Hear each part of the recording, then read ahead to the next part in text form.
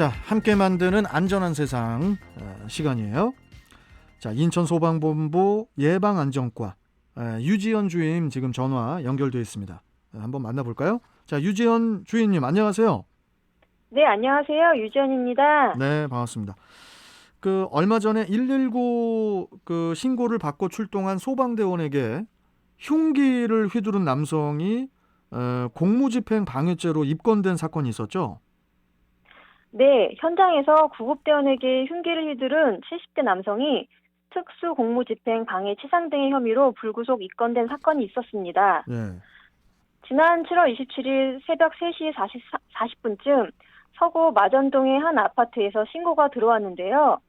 신고자는 아파트 경비원으로 주민이 119를 요청했다고 합니다.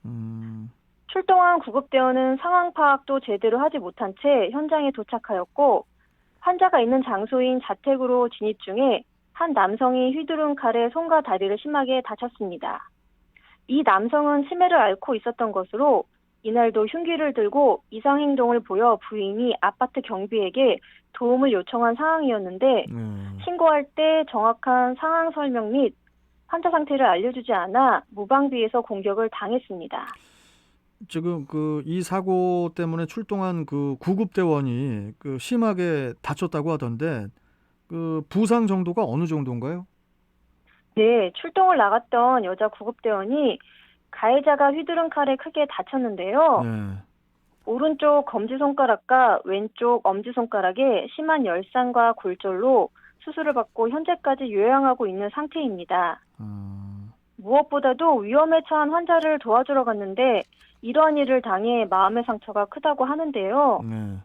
함께 출동을 나갔던 구급대원들도 동료가 다치는 것을 목격한 뒤 정신적인 충격으로 심리 상담을 받았습니다. 현장에서 무턱대고 욕설을 하거나 침을 뱉는 등 모욕을 당한 일이 많고 일부분의 사람들은 여성 구급대원의 이야기는 아예 들으려고 하지도 않고 성희롱적 막말을 한다고 합니다. 네. 시민의 안전을 위해 출동했는데 너무 안타까운 일입니다. 우리 유지연 주임님. 네. 이 사건 말고 또 폭행 피해를 입은 사건이 또 있었나요? 네, 또 있었고요. 지난 6월 11일에 강화군의 한 거리에서 주치자가 난동을 부리다가 출동한 구급대원의 얼굴을 때려 타박상을 입은 적이 있었고 왜 난동을 부리지? 나 참 이해를 못하겠네. 네. 또 지난 2월 9일에는 서구의 한 초등학교 앞에서 주치자가 구급대원의 다리와 얼굴을 주먹으로 때려 전치 2주의 상해를 입히기도 했습니다. 이 사건 모두 다 주치자에 의한 폭행으로 주치자들은 현장에서 통제가 어렵고 행동을 예측할 수 없기에 구급대원들의 피해는 클 수밖에 없습니다. 이거 지금 구급대원분들이 되게 일이 힘드실 것 같아요. 네. 일단 최근 인천 지역의 구급대원 폭행 피해는 어느 정도입니까? 네, 저희가 이제 파악한 바로는 2015년에서 2020년 상반기까지 최근 6년간 인천 지역에서 발생한 폭행 피해 건수는 51건으로 나타났는데요. 연도별 건수로는 2015년에 14건, 2016년에는 10건, 2017년에는 6건, 2018년 13건, 2019년에 5건, 2020년 상반기에는 3건으로 피해 건수가 줄지 않고 계속 발생하고 있습니다.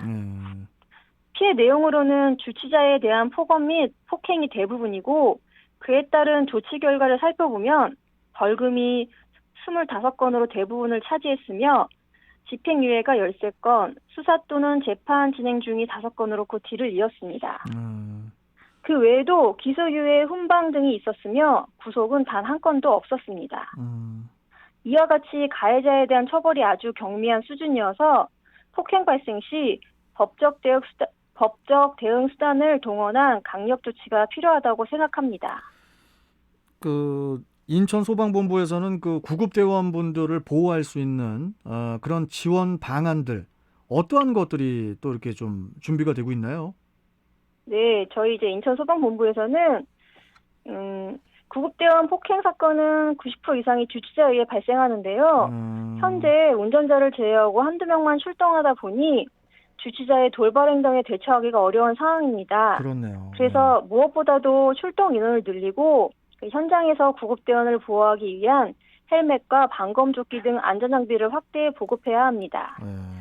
또한 호신용 장비를 지원해 예기치 못한 상황에서 최소한의 보호로 자신을 지킬 수 있도록 해야 할 것입니다. 그리고 폭행과 폭언 장면 확보를 위한 웨어러블 캠, 녹음기 등을 추가 지원해야 합니다.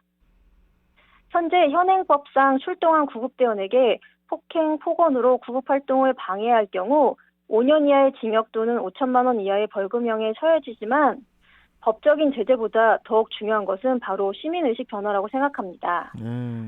대원 스스로의 안전을 지키기 위해 대응 교육을 하고 있지만 무엇보다 구급대원을 폭행하는 것은 사람에 대한 폭력 행위를 넘어 시민의 안전을 위협하는 중대한 범죄라는 사회적 인식이 확립되어야 할 것입니다. 알겠습니다. 자, 마지막으로 기타 당부사항이 좀 있으시면 좀 한 말씀 해주시죠. 네, 술을 마신 상태에서 장난으로 119에 전화를 하고 현장에 출동한 구급대원들에게 괜한 트집으로 시비를 걸며 난동을 부리는 경우가 많습니다. 많아요. 네, 그렇습니다. 구급대원도 구급대원도 누군가의 가족이며 부모이고 형제, 자식일 수도 있으니 시민 여러분의 따뜻한 격려와 배려로 존중해 주셨으면 좋겠습니다. 구급대원들이 시민의 안전을 위해 최선을 다할 수 있도록 성숙한 시민의식을 보여주실 것을 당부드립니다. 아니, 저기 유지연 주임님. 네. 제가 어저께 술을 먹어가지고 기억이 안 나. 내가 기억이 안 나가지고 어저께 제가 진짜 큰 실수를 저질렀습니다. 제가 다시는 내가 실수 안 할 테니까 제 기억이 안 나는데 어떡합니까? 이게 술이 왼수 이런 사람들이 되게 많죠. 네, 저 놀랐습니다.